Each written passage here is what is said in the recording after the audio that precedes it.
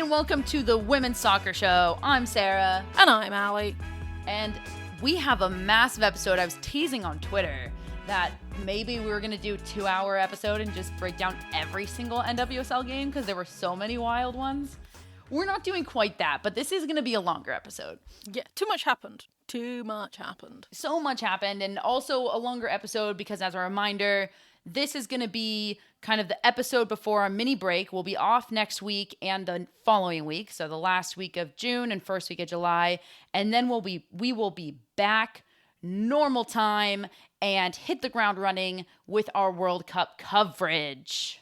If you haven't already, check out our World Cup group preview episodes to get into the weeds on everything. Speaking of World Cup, though, the news on Saturday. I mean, yeah, so we got to talk about it. Obviously, it's important to say here, this episode drops on Wednesday, and the U.S. Women's National Team roster is scheduled to drop on Wednesday. So we're not going to dive in to the details of the roster on this. We're actually going to do a separate special on just the roster that gets announced for the U.S.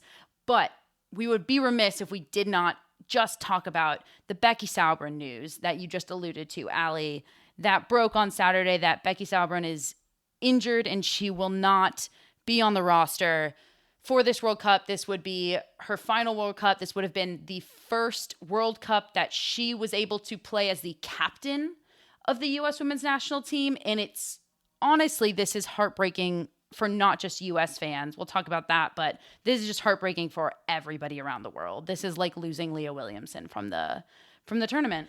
We've talked about how key and pivotal she was to the US national team going into this World Cup, and to lose that piece is heartbreaking because she's beloved. She's transcends alliances and everything else. Yeah, I mean, heartbreaking for fans and heartbreaking for what just seems like one of the best people in the game, and she's such a team player, and for it to happen to her, and I think her statement really said it all, where it was really just all about the team and that they can still do it, and she knows they still have it in them, and she'll still be cheering for them. And it was like the stages of grief, honestly. Once I got past the shock, I just got depressed about it. But to keep it positive, we still have the full US roster to talk about, so we will be dropping that shortly. That'll either come out late Wednesday or early Thursday, honestly, depending on when the roster drops in the day. And so before we hit into our game of the week, we have to talk about transfer news because it is heating up over here in the UK. Our transfer window is open-ish. It's like people could, it's what do you mean by ish? Break it down. Because it's open for free agents at the moment. Officially, clubs can't sign players from other clubs at the moment, which is why certain announcements haven't been made. But players can announce that they're leaving at the end of their contracts, because their end of the contract is technically the end of this month. But nonetheless, big news still to chat about. A few players, and we got to kick it off by talking about Alessia Russo. I feel like it was a very up and down. Everybody had their different opinion about what was going to happen with Alessia. And at the end of the day, United fans only have their club to blame, and I think that they know that they really only have their ownership to blame. It's been made pretty public that, Russo wanted to stay at the club, but She's a supporter. Yeah, and it just took the club too long to offer her what she wanted, and she just didn't. She was unhappy with how it all went down, and that eventually led to her rumored to be going to Arsenal. But what a loss for United. We have to just spend a moment on that. A club that's been building, a club that will play in the Champions League for the first time next year without Alessia Russo. And now, as announced at the time of recording, Anya Batil. Yeah. Going back to Barcelona. You could argue literally the two most key players, Mary Earps aside, on the field. And even Mary's a doubt because they've triggered her 1-year extension, but that doesn't mean that she's going to stick around. That's true. And she's been very vocal about, it's sad to see Alessia go. And these are the types of things that will make or break your rise, your rise to the top. You want to battle with Chelsea, you have to keep those players. So we're not going to harp on it any longer. A massive loss for United. And when that news gets announced about Arsenal, we're going to talk about what an ad that is for Arsenal. Yeah. Then the other big shocking news is that Hannah Hampton leaves Aston Villa at the end of her contract this season and is likely to be going to a West London club in Chelsea. Yeah, rumored to be going to Chelsea. Honestly, I think that this is a good move for her. It was clear that she was unhappy at Aston Villa, and it seems pretty clear also that Aston Villa might have been a little unhappy with her. So I think it's a great move for both sides, and it seemed like a massive loss for Villa, and it is. But then immediately Villa turn around and announce their own news. This team, or this club, is quickly becoming one of the best signers in the WSL. 100%. So it's Van Domselaar, who was the Netherlands hero of the Euros. We've talked about her loads of times. Rumoured that she was going to go to Man City. That was, everybody was like, she said, I'm not going to leave my club, but I might leave for Man City. And so it was like Man City, Man City, Man City. And then boom, the Hampton news drops. And then they're like, but don't worry, villains. We've got about a cracking replacement. And so one of the up and coming goalkeepers to watch in the world as a replacement, which is exactly what they lost in Hannah Hampton. So this will be really exciting to see. Honestly, also who Villa can continue to lock down throughout the course of the next few months. Maybe if City hadn't re-signed Gareth Taylor, this would be a different story. But in other news, they re-signed him to a 1-year deal, so we'll see what happens there. Anyway, and then very finally, dropping again today as we record, Pauline Bremer is back in the WSL, baby. She has just signed for Brighton, coming over from Wolfsburg. Talk about signings that you didn't see coming a mile off. We knew that she wasn't going to stay at Wolfsburg. She announced that. Did I see her going to Brighton? Absolutely not. Our editor Mike must be absolutely jumping for joy, dancing around, because this is a class signing for Brighton. Mike, if there's an audio that you love that also exemplifies how you feel right now, please insert it here. But yeah, I mean, a massive signing for Brighton. I don't think anybody expected this. And it has to be said, amazing first move. And that can't be your only move, Brighton. Gotta keep making moves here.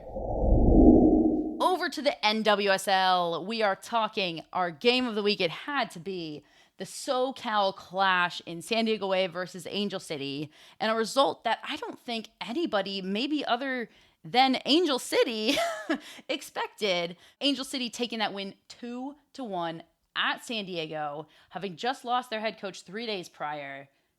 What a game. I think my favourite commentary I saw on that was someone tweeted that Angel City's publicity is so good that you forget they don't win games. I loved that, and I think that summed it up so well. I mean, let's talk about Angel City, though, because I have so much to say, and I really want to talk about Becky Tweed, the interim manager, who's stepped in after Freya Kuhn was let go. Becky Tweed, for those who don't know, she was the assistant coach for Angel City, but prior to moving to Angel City, she was working at Gotham FC.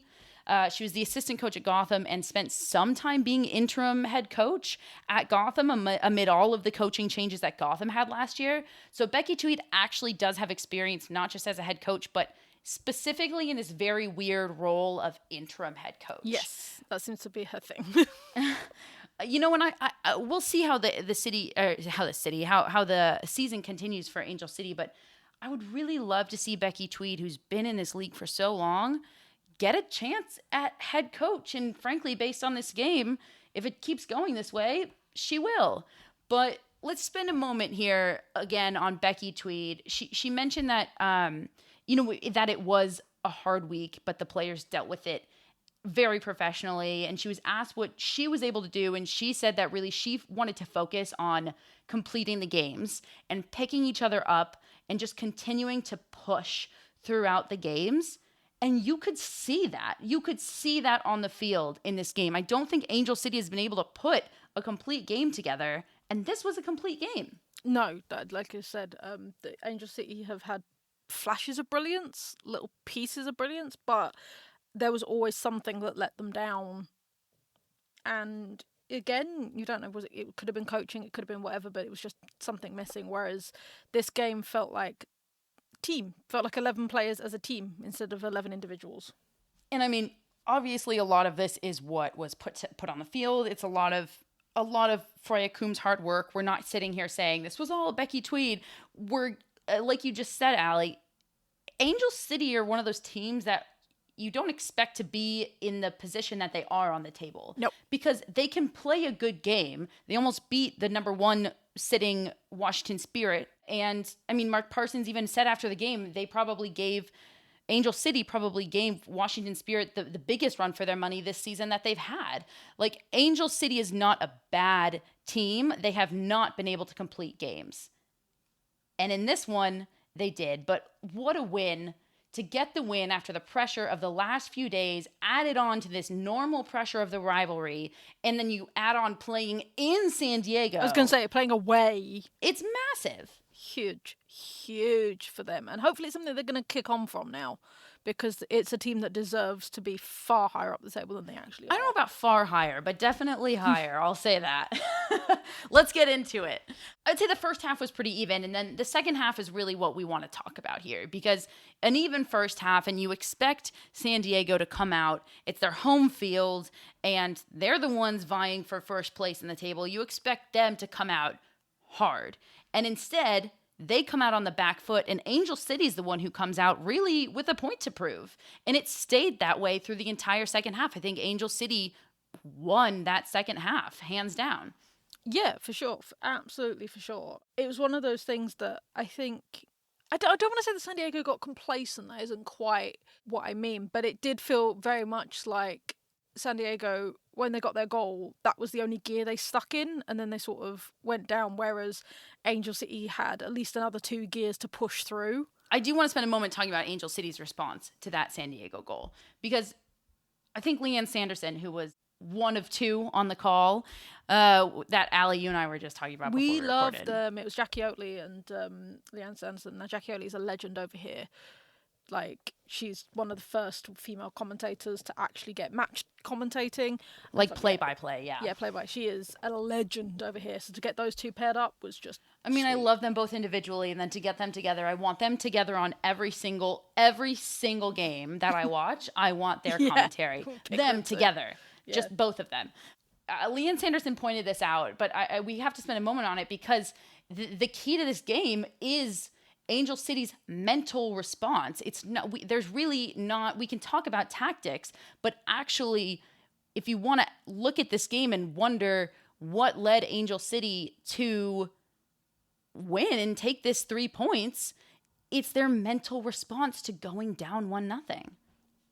Yeah, no, absolutely, because we've seen before teams absolutely crumble, especially against San Diego, because they are such a formidable team. They're top at the moment. They've pulled out some insane wins, and you've seen teams just sort of curtail to the great Stoney-esque play. And whereas Angel City, again, I don't know if it's because it was a derby or if it was just because of everything that had been going on. They had so much to prove that they came out and they just didn't let up. That's the thing. That was the thing. San Diego went 1-0, and then I couldn't see where San Diego was going to get a second goal from.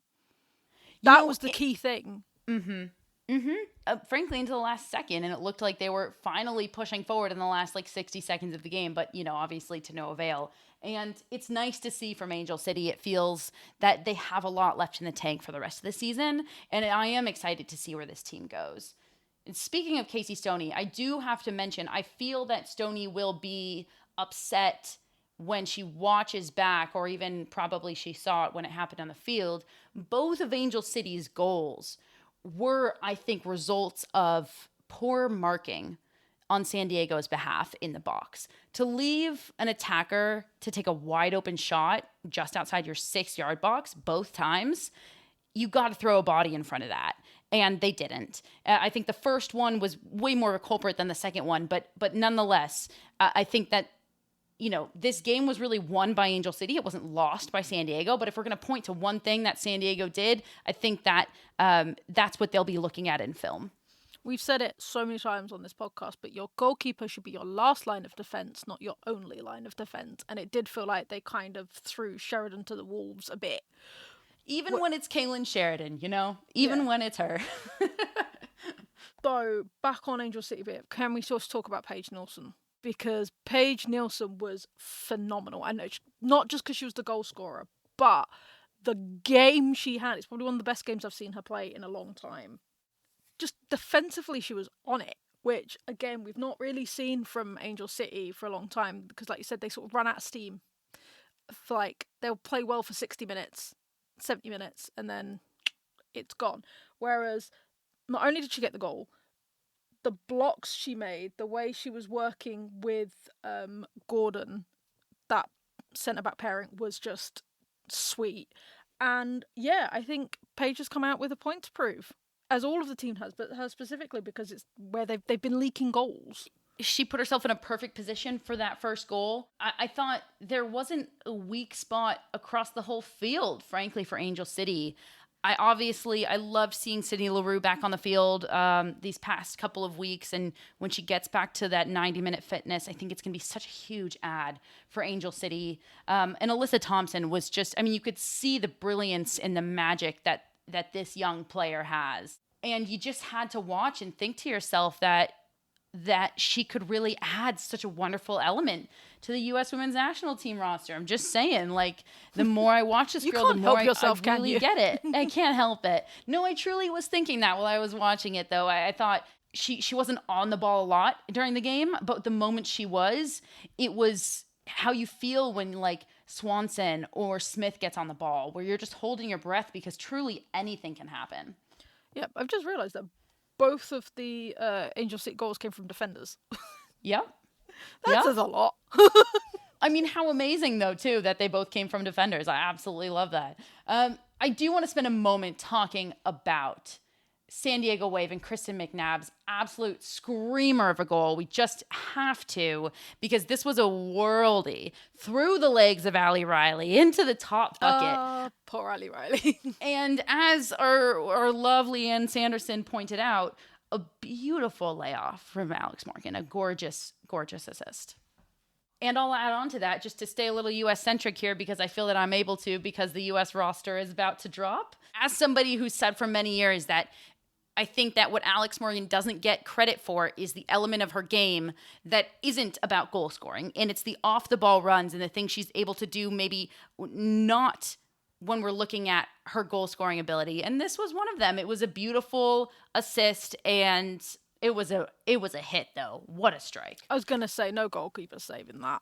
Nobody's saving that. That went basically through the net. Like, the power on that shot, like, no one was getting to that. So, and that's what San Diego are really good at doing, is these sort of, like, unstoppable plays. It was, like, I don't think San Diego can look too badly on their performance. Like, it was a good performance, but Angel City just, you know, if San Diego was staying in third gear, fourth gear, Angel City were in fifth gear. Like, they just absolutely powered it. So, and they're still top, and they've got So with that, if they had taken those 3 points, they would be sitting tied at number 1 with Washington Spirit. Spirit, we'll come on to later, had a wild comeback win. San Diego Wave, they technically now sit in 5th, but really what they are is just tied for 3rd with Seattle and North Carolina, all sitting at 3rd with 20 points. So still so much to play for. So much to play for. This is why people love the NWSL, is because the first 6 teams make the playoffs, and we're looking at Washington Spirit sitting at first place with 23 points, and the Houston Dash are now currently, as they sit out of playoff contention, in 7th place with 17 points. That's 6 points difference between first and 7th place. And frankly, Houston Dash are now within reach for Racing, for Orlando, and almost for Angel City. It's a league, baby. I guess the last thing I'll add on here is with the NWSL is, as we know, this league is going to turn itself on its head a bit when the internationals exit very shortly for the World Cup.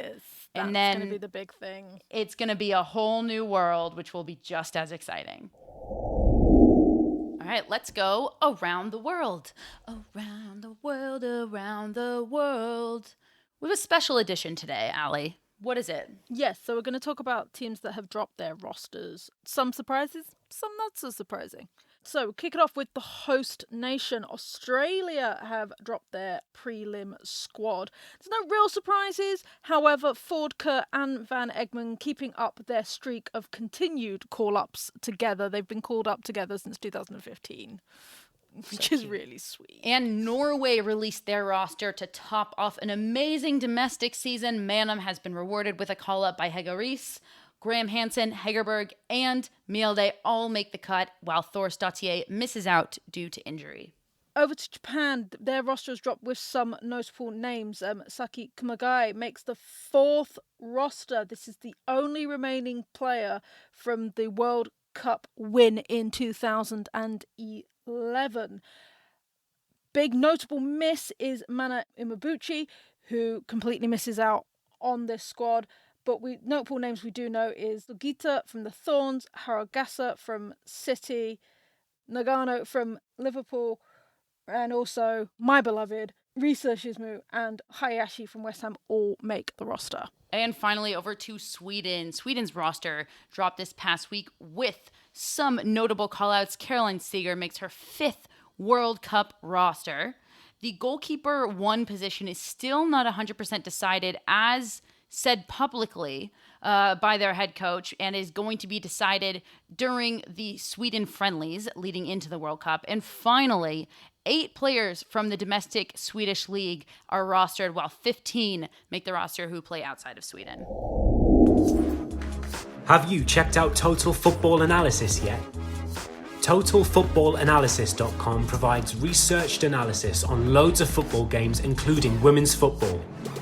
Want to know why Miedemar scores so many goals? Do you want to explore how City have turned it around this season? Head over to TotalFootballAnalysis.com and sign up to learn more about the beautiful game. We have a special discount for listeners of the Women's Soccer Show.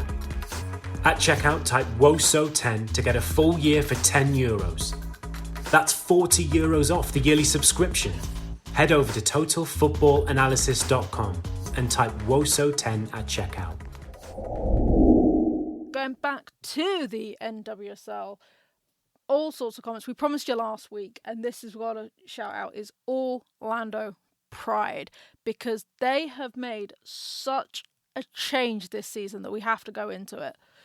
They've made a splash. I mean, this was the team that everybody thought was going to be the walkover. They're just going to be the ones at the bottom with probably 0 wins, and that's it. And they've come out swinging, and we've been talking about them since before the league started, because we saw that talent that they were accumulating, be it very young, and they've been through their ups and their downs. It started off really tough, and then they hit their stride, and then they hit another little tough skid, and now they're kind of in this up and down, back and forth, playing some games well, some games not, but they came up against a very tough opponent in North Carolina. So a difficult game for them, but nonetheless, we want to talk about Orlando because they don't get a lot of airtime. They don't. And I will say that even though I feel like the 3-0 scoreline against North Carolina was not reflective of the actual game, because... Oh, I feel like it was. North Carolina totally dominated. Oh, I disagree. I think 3-0 is harsh. I think 3-0 is very harsh. Orlando did much better than a 3-0. I don't agree, and here's why. Usually I might agree, but you watch that first half and Orlando really barely had any chances. They seemed very content to sit and allow North Carolina to have possession. And North Carolina is a possession-based team, so at the end of the day, yes, they are going to maintain more possession, but it was the willingness to allow it in Orlando that just made me feel like they were going into that game hoping for a tie and not hoping for a win. And that's why I felt that the 3-goal scoreline was kind of deserved, but there are still so many bright spots in this team, and we want to talk about them. Yeah, no, absolutely. I think we've talked about it before, but their young talent that they have brought in is absolutely phenomenal, and they are just shoring up the little things that they were missing. Like defensively, I think they're becoming up much tighter. Yes, they conceded 3 goals, but the chances that North Carolina did have that were either saved by Anna Morehouse, who we all know I have a super special love for, but also with Strom and I was just impressed. I was impressed. So they came out in a 4-2-3-1, which first of all is a very difficult formation to, especially against a possession-based team like North Carolina, to maintain possession with, if that makes sense. Because they're going to be on their back foot and they're going to leave that one in the 4-2-3-1 up top. And I guess we'll start there. I think that number 9 spot is a really big missing piece. I think there's only a couple small missing pieces for Orlando, and I do think that number 9 spot is a big one. But let's highlight some of these stars. I mean, there are so many youngsters across this entire squad. I thought Villacorta, who plays in that double 6 role with Clough. Now, Villacorta was the first round draft pick for Orlando this past year, and Clough was the first round draft pick for Orlando the previous year. And they're trying to pair them, or Clough was the second round pick, I'm sorry. But they're trying to pair these two together. They're 23 and 24 years old, respectively. And I do think that this is a pairing that could potentially work. They just need a little bit more time together. And I think that that's the case across a lot of Orlando, where it's a young player who's growing into the league. You can say that about Bright, who's playing out on that left-hand side, and then Doyle out on the right. Young talent growing into the league. And they now have their star in the Brazilian Adriana that they can build around. And that is the key. As they continue to grow, they can build around her. And that's why I say they need that number 9, because that over-the-top speed element, if you add that, it will make Adriana so much more dangerous. Yeah, a shout out to Adriana, who has been phenomenal for the Pride this season. She just plays a beautiful style of football, which I really, really love. And I think having Raffaella coming over as well to the Pride is going to be huge in building that style of play. That's right. I forgot about that. I'm shouting out Erica Timrack for Allie, because Allie just tried to say Erica Timrack 5 times, and every time goes Erica Timrack, Erica Timrack. Can't do it. Why do you want to shout out Erica Timrack? Because, again, came on as a sub, midfield, just has been completely dominant for the Pride. I'm surprised she didn't start, to be honest. But again, it's just finding those pieces. An absolute legend of the NWSL, Erica Timrack. And, you know, it's funny you say that, you know, if you're surprised she isn't starting. I do think that they're trying to build that connection between the double 6s in Villacorta and Clough, and then Adriana at that point position right above them. And I think that they're trying to build, because those are their 3 midfielders that they drafted, they signed, they're really trying to build around. And I think that they're trying to really make that connection work. Whether it will by the end of the season gel or not, I'm not sure, but Erica Timrack is such a wonderful added dimension. I completely agree to that midfield. I'm also going to add in, I do think that the coaching that Seb Hines, 100%. Yeah, I think that he's such a perfect person for this job, because he's not afraid to try these things, and he's been changing around formations, and he's been changing around tactics, which honestly, huge credit to the players to have the soccer IQ to continue to shift and shift and shift and still be able to grow as a team while your tactics are consistently changing.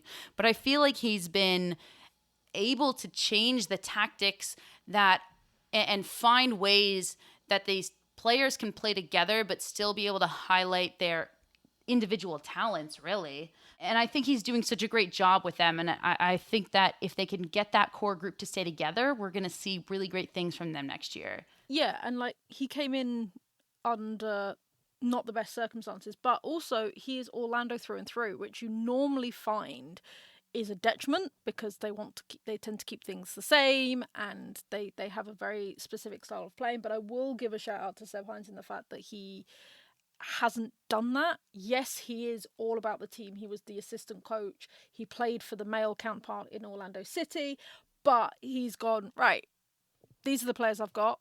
What is the best we can do? How are we going to change it up? how can we surprise teams? They're also a really physical team, and I don't think they're given credit for that. I love the physicality that they play with and that they bring to the field, and they were leaning into it in the first half, and I wish they'd leaned into a little more. Orlando taking on last place Kansas City Current in their next game this coming weekend on Saturday. They're playing that at home versus Kansas City Current. I think this will be a great game to really showcase the magic that each of these young players have. And I think that we could see Orlando shine this coming weekend. 100%. I think that's a must-win game for them. And I think they can do it. All right. Well, we promised that we weren't going to break down every game, but we do want to comment on some of the rest of these games because we can't let this weekend go without doing so. There's just something to say about everything. Yeah. Okay. So the big one is obviously Spirit versus KC. Okay. So Washington Spirit coming from 2-0 down to win shows why Washington Spirit are where they are in the league and why Kansas City are down where they are. They are so lethal. We've been talking about that trio of Sanchez, Rodman, and Hatch for so long, and they just really are. And again, to bring it back to the U.S., I do just want to see a moment. It could be 2 minutes, I don't care, but I want to see a moment in the World Cup where those three are on the field together for the U.S. women's national team. And I would absolutely love that. They play so well together, and then you add in the dimension of Sullivan holding down the 6, and then Sam Staub, one of the most underrated center backs in this entire league. I just absolutely love her. I think she's such a talent. If you can go see her live, you honestly should, because that's how I fell in love with her. Holding it down in the back. This is why the Spirit are where they are. Yeah. And then obviously you've got the KC who got the fastest goal in NWSL history. That was so fun to see. I mean, what a setup by Dabinia. She created that whole thing, but a finish by Michelle Cooper, who we expected big things from this year, and she's delivering. Yeah, absolutely. It was a humongous goal, unstoppable. And then finally we've got Casey getting Morgan Gautreau back and starting to actually play the old style that, we used to love her for. I just love Morgan Gautreau. I mean, for those who remember, formerly known as Morgan Bryan. Yeah, they need to stop changing their names when they get married. Yeah, right. UK players don't do that. Starting number 6 in the 2015 World Cup win. I mean, she is such... You don't see a lot of 6s. She plays the type of 6 that a Sam Coffey or a Kara Walsh plays, where she's just that calming presence when it comes to possession. It's something that was much needed in terms of holding possession that Kansas City needed, and I'm really excited to see her grow into this team. Over to Chicago now, that we're starting to see a bit of life coming from Chicago, because they were, it was heartbreaking to be Chicago. Well, they were down and out, and they kind of are still down and out. But they played well against Portland. They were really close to just nicking 1 point with the tie. Lost 3-2, but they were close to it, and it was nice to see some life breathe into them. Yeah, and they kept coming back. So obviously, Portland went 2-0 up, and then they managed to get that pen to bring it to 2-1. But St. Clair being St. Clair got Portland back to 3-1, but again, it was a 3-2 scoreline, so they're getting there. Not too shabby. And we gotta quickly touch on Gotham played, I think, their worst game of the season versus Louisville. Nothing much more to say about that. It happens. It's a long season, but Savannah DeMello, again, continues to dominate. Also, Gotham cannot beat Racing Louisville. The Achilles heel for some reason. We would be amiss if we did not talk Houston versus Seattle. Poor Houston Dash. I'm just going to say up front, we're not going to get into this because we're not going to get into the call. We did enough talking about the refs and calls for the next month or 2 or 3 for us. We did that last week. We don't need to do that again. But yeah, just poor Houston fans really are having a tough time right now. You'll get through it. A 0-0 draw, but Houston played out of their minds. Yeah. They played down a player for the last 45 minutes in that Houston heat. It was 100+ degrees. I don't know what that translates to in Celsius. I'm sorry. It's really hot. Yeah. Damn hot is what it plus humidity, and to play with 10 players, and you couldn't, it was the type of the game where you couldn't even tell that they were a player down, frankly. And they deserved to get those 3 points. They didn't. They should be proud of that performance. Seattle, I think, weren't used to that heat. No. And I think it showed. And once again, I think it showed how much they missed Jess Fishlock, but we do have news that she will be back. Yeah, I was going to say, big news for Jess Fishlock fans is that she should be back around the time other players are heading to the World Cup, which is going to give Seattle a huge advantage because Jess Fishlock is the leader and everything. So to have that player back in the time just as your other players are going, it's going to be beautiful for Seattle. And that is it for us this week at the Women's Soccer Show. Yep, check us out on our Patreon. As we've mentioned, we have been dropping our World Cup group previews there, so you get them first. This is in partnership with Find Her Football, so check all of that out. We've also got News in 10. We've got a couple of exclusive interviews going up on there. So always check out our Patreon because you're going to get the first exclusive stuff there. Make sure you follow us on socials. We are The WOSO Show, both on Instagram and on Twitter. So you can get into it with us if you want, because we post all of our great opinions there. And like we mentioned, just a reminder, we are gone next week and the following week, and then we will come back full force with coverage of not only the NWSL, but also our tournament-specific World Cup coverage. That'll be 2 episodes per week to cover the entirety of the World Cup, and of course keep an eye out for that U.S. Women's National Team roster drop special that we're going to be putting up in the next 24 hours. So for us here at the Women's Soccer Show, I've been Sarah. I've been Allie. Thanks everybody. Good night.